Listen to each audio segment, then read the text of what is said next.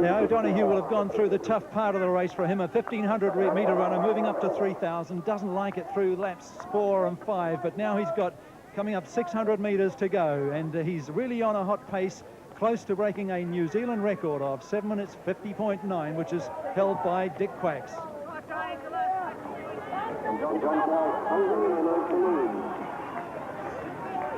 And so the gap is starting to widen between Peter O'Donoghue and Tony Rogers.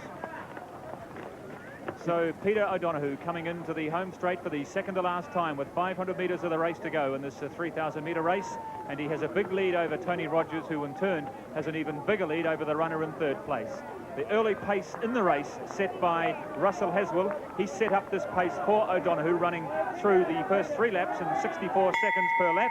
And the bell sounds now for Peter O'Donoghue, on course here for perhaps a New Zealand national record of 7 minutes 50.9 or better. His aim was to go under 8 minutes, and he certainly looks as if he'll do that, John Davies. Well, he's working very hard. 6:52 he is through with 1 lap to go. He has to run 58 to break a New Zealand record, which will be pretty tough for him because he is hurting in this run.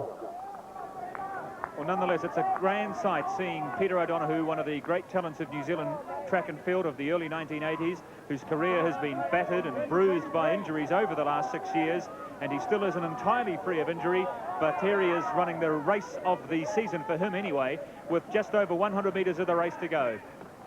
Former 1,500 metre champion had such a disappointing time at the 1984 Olympic Games, where he suffered from a stress fracture. As he looks round, but there's no sign of Tony Rogers. He'll certainly win this race. The only question is, will he go under 8 minutes, and how close will he get to Dick Quacks' New Zealand record time of 7 minutes 50.9. And he goes across the line in 7 minutes 54 seconds unofficially. So that was a very fine run from Peter O'Donoghue. He went under his nominated time of 8 minutes quite comfortably. Coming home in second place is Tony Rogers. But that really is a grand performance by Peter O'Donoghue. That would be the fastest 3,000 metre race run by a New Zealander in this country for some time.